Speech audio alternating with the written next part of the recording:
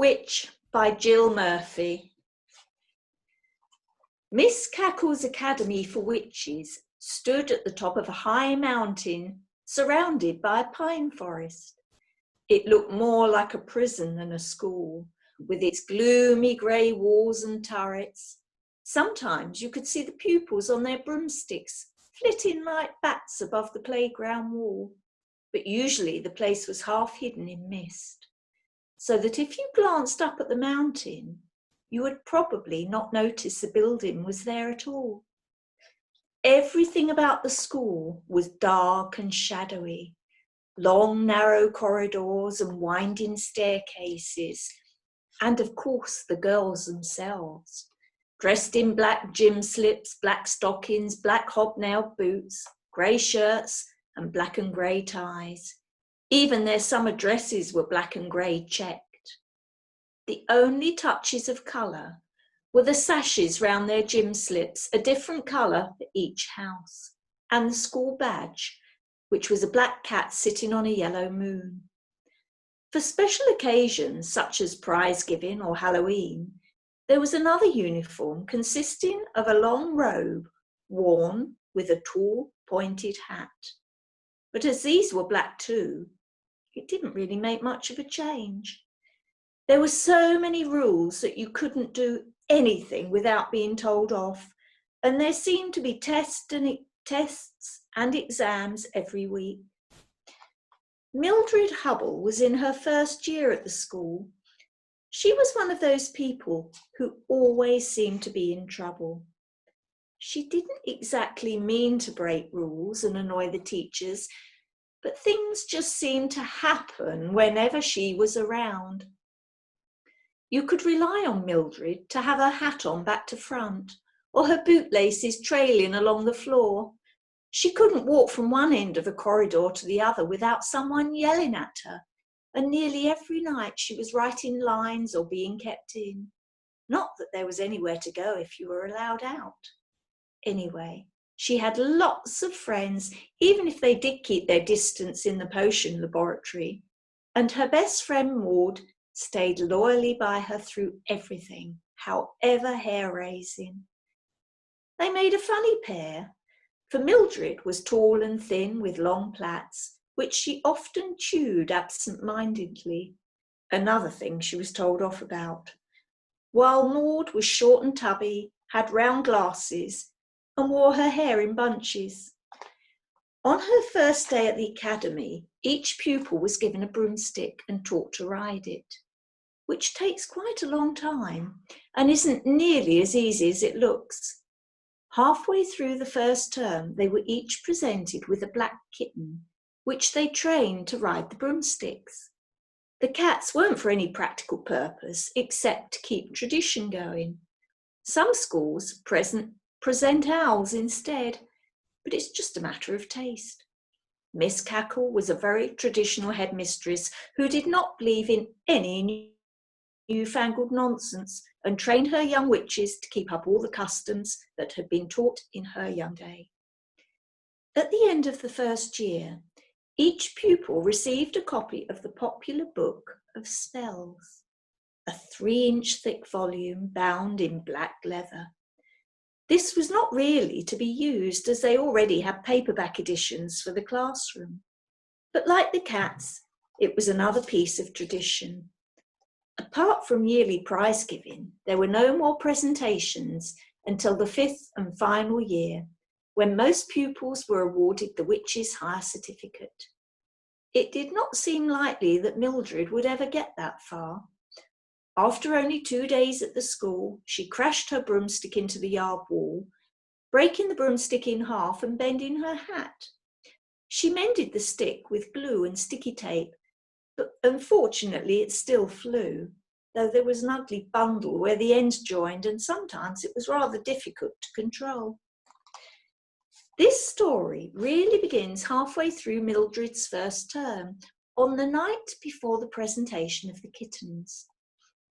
It was almost midnight, and the school was in darkness except for one narrow window lit softly by the glow of a candle. This was Mildred's room, where she was sitting in bed wearing a pair of black and grey striped pyjamas and dropping off to sleep every few minutes.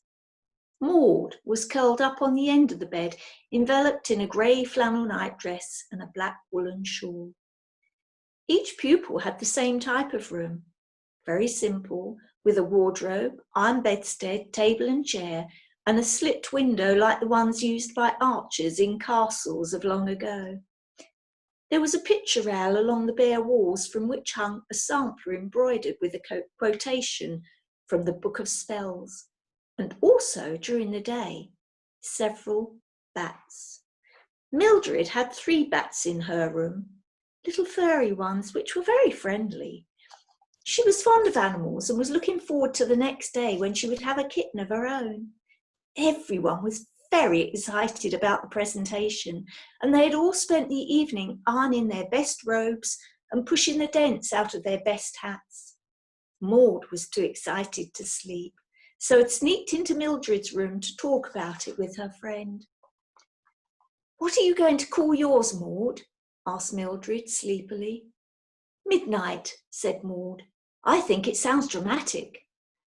"I'm worried about the whole thing," Mildred confessed, chewing the end of her plait. "I'm sure I'll do something dreadful like treading on its tail, or else it'll take one look at me and leap out of the window. Something's bound to go wrong." "Don't be silly," said Maud. "You know you have a way with animals. And as for treading on its tail, it won't even be on the floor. Miss Cackle hands it to you, and that's all there is to it. So there's nothing to worry about, is there?" Before Mildred had time to reply, the door crashed open to reveal their form mistress, Miss Hardbroom, standing in the doorway, wrapped in a black dressing gown with a lantern in her hand. She was a tall, terrifying lady with a sharp, bony face and black hair scragged back into such a tight knot that her forehead looked quite stretched. "Rather late to be up, isn't it, girls?" she inquired nastily. The girls, who had leapt into each other's arms when the door burst open, drew apart and fixed their eyes on the floor. "Of course, if we don't want to be included in the presentation tomorrow, we are certainly going about it the right way," Miss Hardbroom continued icily. "Yes, Miss Hardbroom," chorused the girls miserably. Miss Hardbroom glared meaningfully at Mildred's candle and swept out into the corridor with Maud in front of her. Mildred hastily blew out the candle and dived under the bedclothes. But she could not get to sleep. Outside the window, she could hear the owls hooting, and somewhere in the school a door had been left open and was creaking backwards and forwards in the wind. To tell you the truth, Mildred was afraid of the dark, but don't tell anyone. I mean, whoever heard of a witch who was scared of the dark? Chapter 2. The presentation took place in the Great Hall, a huge stone room with rows of wooden benches, a raised platform at one end, and shields and portraits all round the walls. The whole school had assembled, and Miss Cackle and Miss Hardbroom stood behind a table on the platform. On the table was a large wicker basket from which came mews and squeaks. First of all, everyone sang the school song, which went like this: "Onward, ever striving onward, proudly on our brooms we fly, straight and true above the treetops, shadows on the moonlit sky. Ne'er a day will pass before us when we have not tried our best, kept our cauldrons bubbling nicely, cast our spells and charms with zest. Full of joy we mix our potions, working by each other's side. When our days of school are over, let us think of them with pride." It was the usual type of school song, full of pride, joy and striving.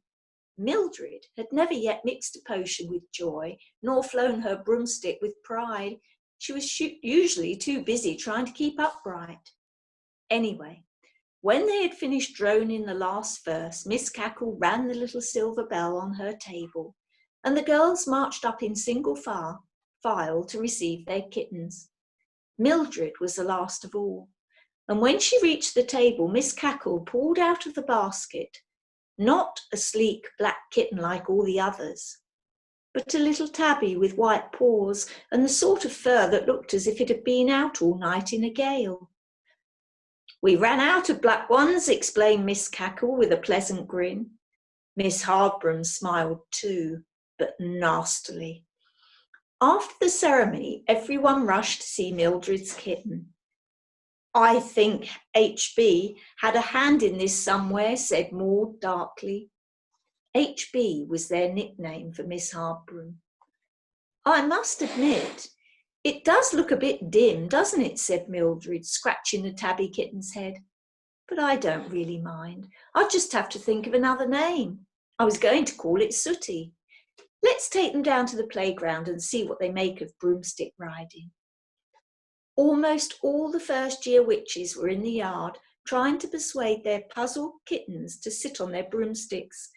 Several were already clinging on by their claws, and one kitten, belonging to a rather smug young witch named Ethel, was sitting bolt upright cleaning its paws as if it had been broomstick riding all its life. Riding a broomstick was no easy matter, as I have mentioned before. First, you ordered the stick to hover, and it hovered lengthways above the ground. Then you sat on it, gave it a sharp tap, and away you flew.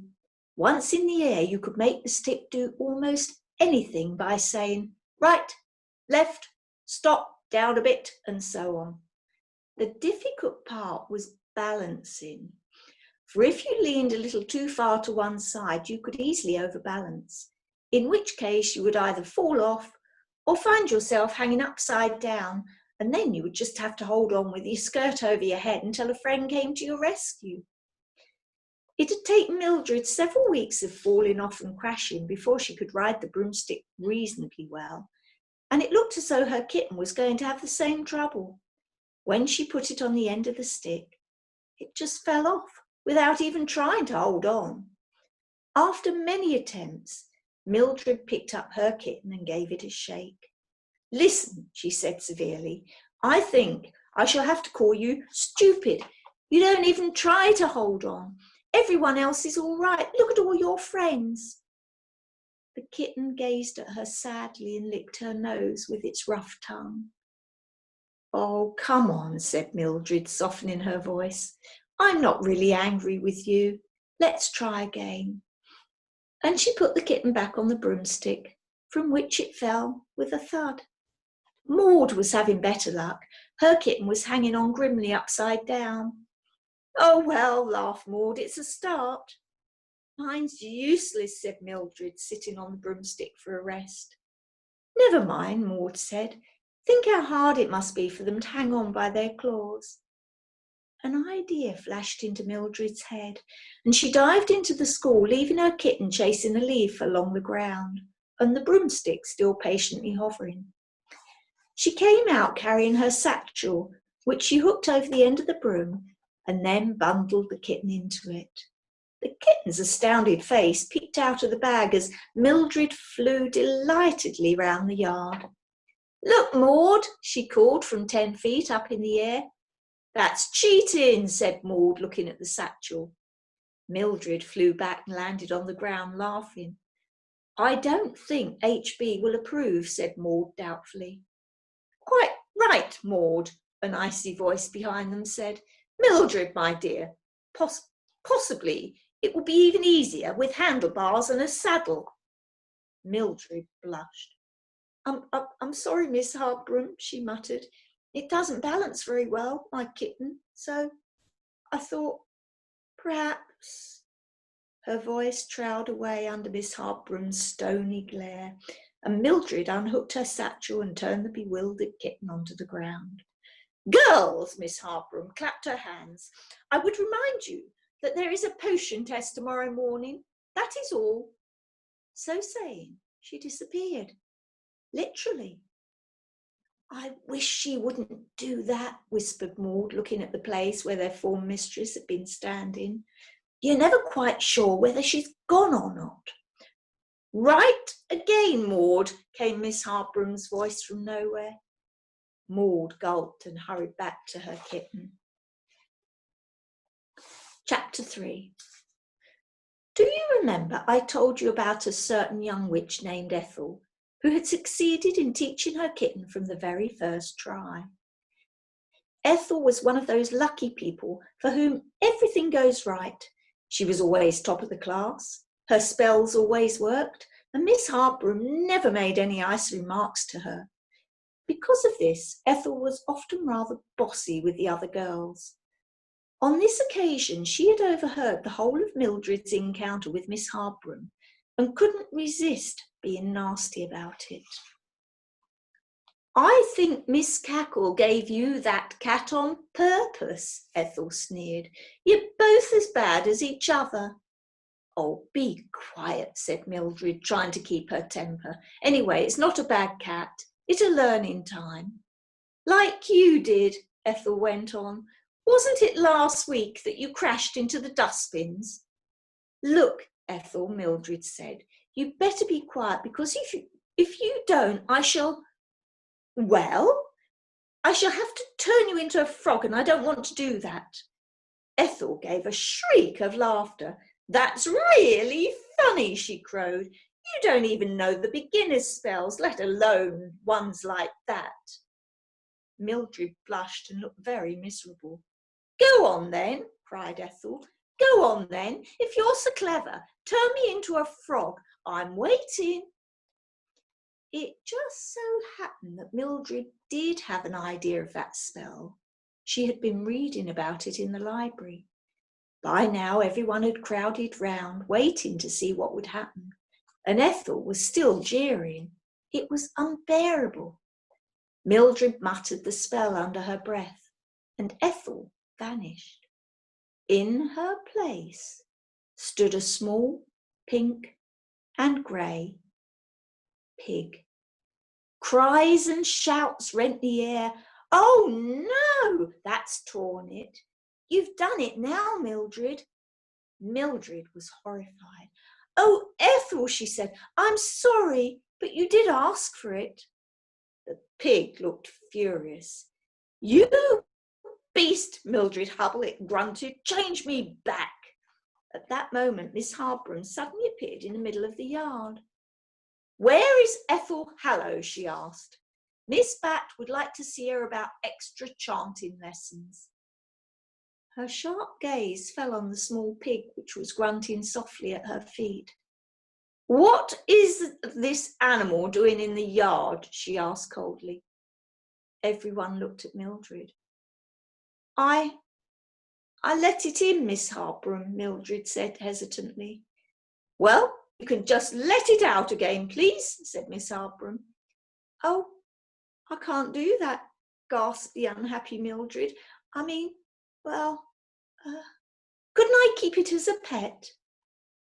I think you have quite enough trouble coping with yourself and that kitten without adding a pig to your worries, replied Miss Harbrum, staring at the tabby kitten, which was peering round Mildred's ankles.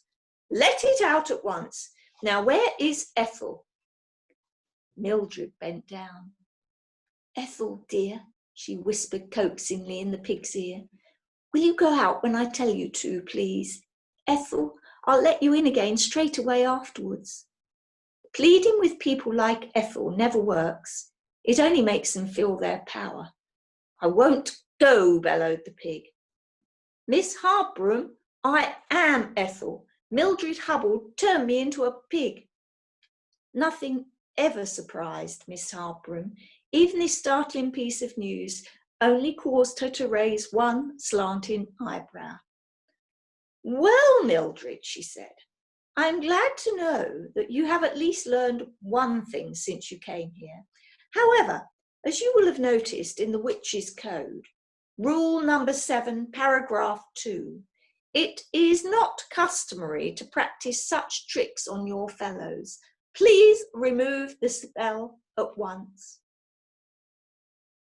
I'm afraid I don't know how to, Mildred confessed in a very small voice. Miss Harbrum stared at her for a few moments.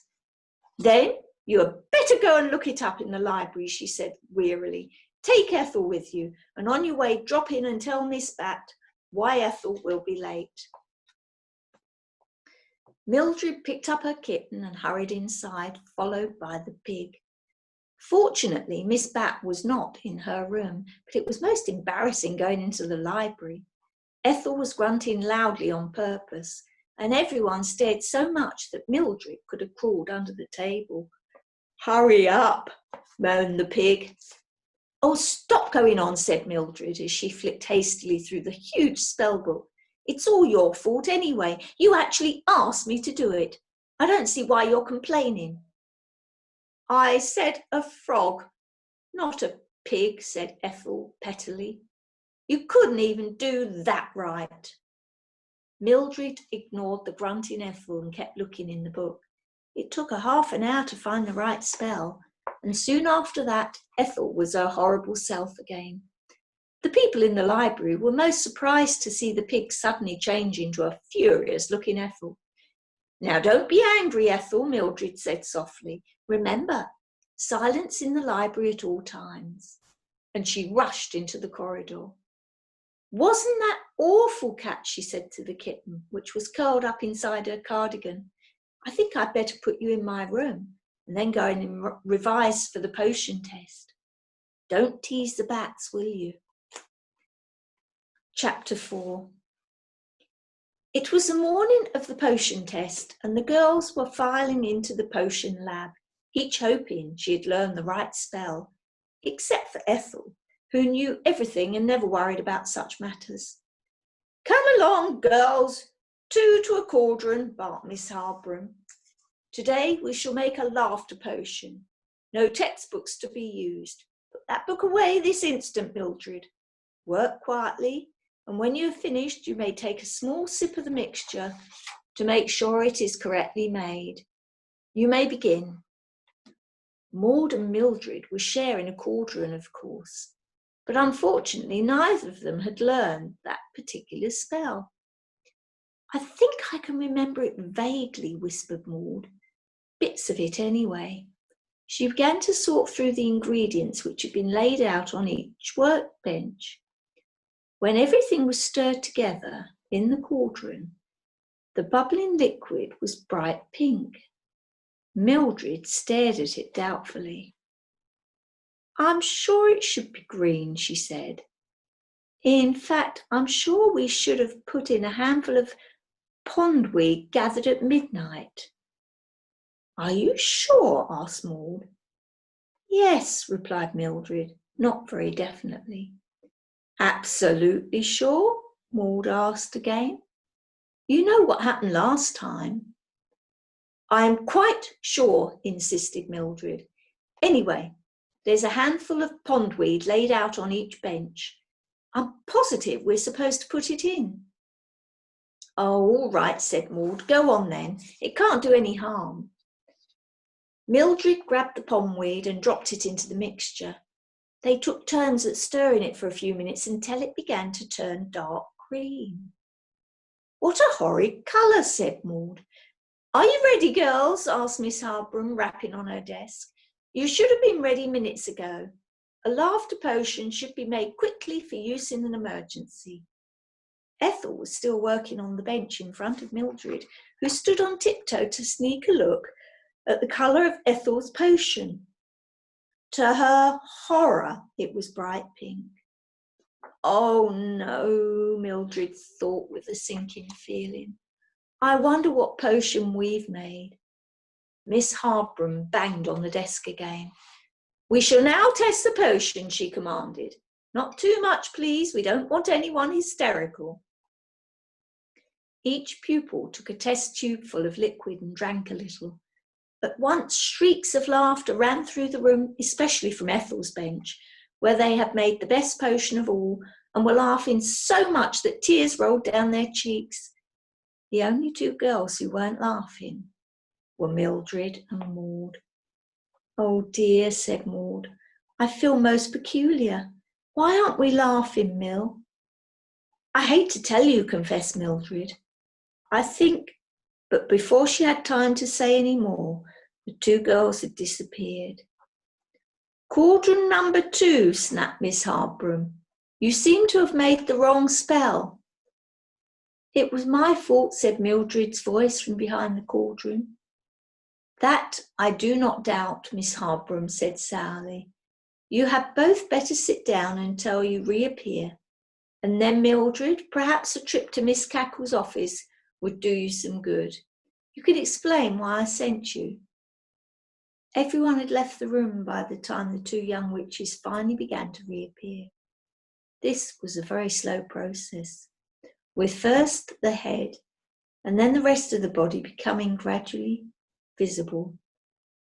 "I'm sorry," said Mildred's head and shoulders.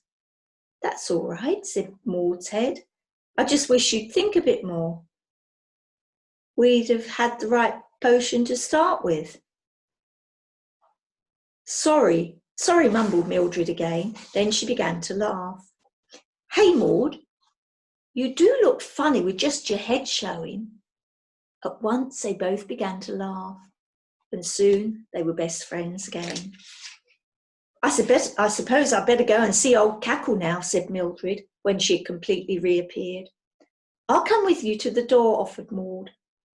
Miss Cackle was small and very fat, with short grey hair and green horn-rimmed glasses, which she usually wore pushed up on top of her head. She was the exact opposite of Miss Hardbroom, being absent-minded in appearance and rather gentle by nature. The girls were not in the least bit afraid of her, whereas Miss Hardbroom could reduce any of them to a miserable heap with just one word.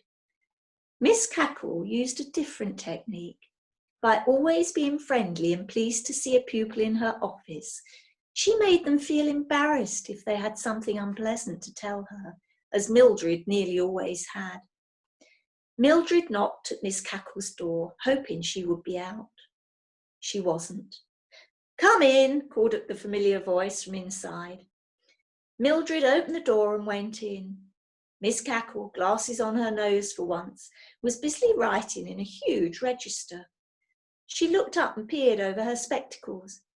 "Ah, Mildred," she said pleasantly, "come and sit down while I finish filling in this register." Mildred closed the door and sat by Miss Cackle's desk. "I wish she wasn't so pleased to see me," she thought. Miss Cackle slammed the register shut and pushed her glasses onto the top of her head. "Now, Mildred, what can I do for you?" Mildred twisted her fingers together. "Well, actually, Miss Cackle," she began slowly, "Miss Hardbroom sent me to see you because I made the wrong potion again." The smile faded from the headmistress's face, and she sighed as if with deep disappointment. Mildred felt about an inch high. "Really, Mildred," Miss Cackle said in a tired voice, "I have run out of things to say to you. Week after week you come here, sent by every member of staff in the school, and my words just seem to go straight in one ear and out of the other. You will never get the Witch's Hire certificate if this appalling conduct continues. You must be the worst witch in the entire school. Whenever there's any trouble, you are nearly always to be found at the bottom of it, and it's just not good enough, my dear. Now, what have you to say for yourself this time?" "I don't really know, Miss Cackle," Mildred said humbly. "Everything I do just seems to go wrong, that's all. I don't mean to do it." "Well, that's no excuse, is it?" said Miss Cackle. "Everyone else manages to live without causing an uproar wherever they go. You must pull yourself together, Mildred. I don't want to hear any more bad reports about you. Do you understand?" "Yes, Miss Cackle," said Mildred in as sorry a voice as she could manage. "Run along then," said the headmistress, "and remember what I have said to you." Maud was waiting in the corridor, eager to know what had been said when her friend came out of the office. "She's nice, really," Mildred said. Just told me all the usual things. She hates telling people off.